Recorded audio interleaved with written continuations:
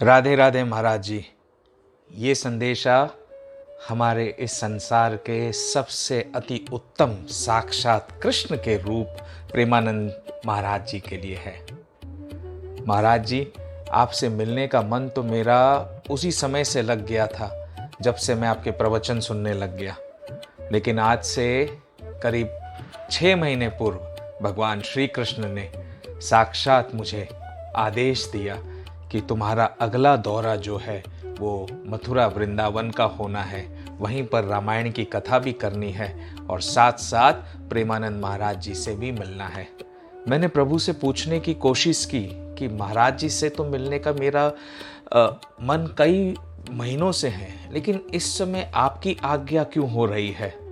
तो कुछ ज्ञान तो प्रभु ने दिया कि किस वजह से मुझे महाराज जी से एकांतवास में मिलना है और महाराज जी से एकांतवास में ही मिलने की प्रभु की आज्ञा हुई है। अब वो कैसे होगी ये तो प्रभु जाने और महाराज जी स्वयं जाने।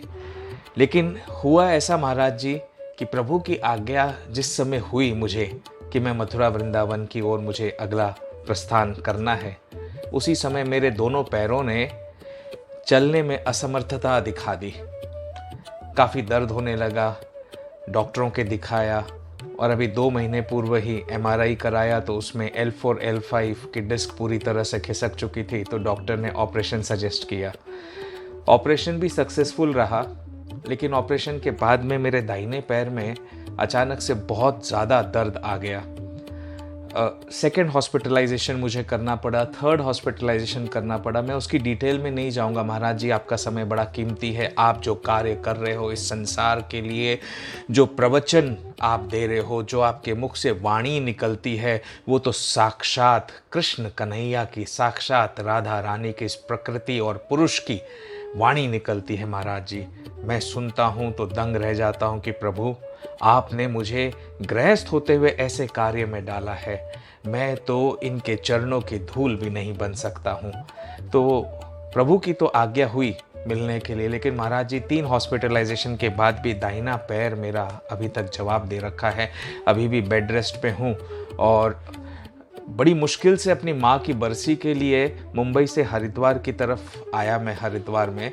और बीच रास्ते में ट्रेन जब रुकी मथुरा स्टेशन पर, उस समय मेरा बड़ा मन किया कि देखो, मैंने अपनी पत्नी से भी कहा कि देखो प्रेमानंद जी महाराज जी, मथुरा वृंदावन कितना नज़दीक है हरिद्वार से, हम जा सकते हैं। लेकिन आज मैं अपने शरीर से इतना विवश हो चुका हूँ कि जा नहीं सकता हूँ। यहाँ आए हरिद्वार में माँ की बरसी करने के बाद में मेरा मन फिर भी नहीं माना, तो मैंने मथुरा की टिकट भी करा ली कि नहीं मैं तो जाऊंगा।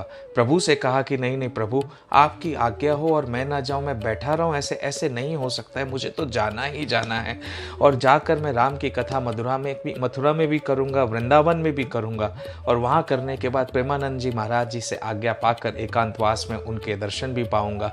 और फिर आगे क्या होना है वो तो मेरे कन्हैया जाने, मेरी राधा रानी जाने और महाराज जी जाने, किस लिए बुलाया है, किस लिए दर्शन करने के लिए कहा है। पर आऊँगा ज़रूर। लेकिन जैसे ही टिकट कटाई उसी समय हनुमान जी महाराज का आदेश आ गया और बाबा ने कहा कि कुछ समय के लिए धैर्य धारण करो, धीरज धारण करो। जब धर्म अधर्म का युद्ध होता है तो धैर्य और धीरज खोने से कोई भी कार्य होने में संदेह होता है। और इसीलिए मेरे बाबा की आज्ञा हो गई कि जब तक कि ये शरीर चलने लायक नहीं हो जाता है, हष्ट पुष्ट नहीं हो जाता है, तब तक बेड रेस्ट पे रहना है, डॉक्टरों की दवाइयाँ और सलाह मशवरे को मानना है। और जैसे ही मेरे चरण उठने लगेंगे, चलने लायक होंगे, महाराज जी राधा रानी मुझे आपके पास ज़रूर पहुंचाएंगी, ये मेरा अंतर मन कहता है।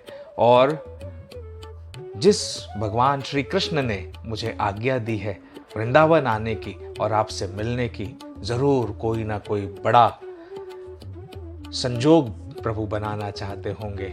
शायद मेरे भाग्य में ऐसा होगा कि मुझे आपसे और ज्ञान की प्राप्ति होगी, क्योंकि मैं तो ठहरा भोला भाला भक्त अपने श्री राम का, अपने कृष्ण कन्हैया का, अपनी राधा रानी का। ज्ञान मार्ग कोसों कोसों दूर है, लेकिन जब आपके मुख से ज्ञान के वचन और ज्ञान की वाणी सुनता हूँ तो ऐसा लगता है कि जैसे साक्षात प्रभु सामने खड़े होकर कह रहे हों। और कितने अच्छे वचन हैं जो संसार में कितने जीवों का कल्याण करते हैं, संसार में कितने जीवों को मार्गदर्शन प्रदर्शित करते हैं। महाराज जी, मेरी भी मन में आपसे मिलने की बड़ी तमन्ना है। बस थोड़े देर के लिए क्षमा चाहूँगा। जैसे ही शरीर चलने लायक होगा और प्रभु चलने लायक बनाएंगे, अपने कृष्ण की आज्ञा का पालन करते हुए आपसे मुलाकात करने के लिए ज़रूर आऊँगा और जल्दी जल्दी आऊँगा। राधे राधे महाराज जी। जय श्री राम, जय जय श्री हनुमान।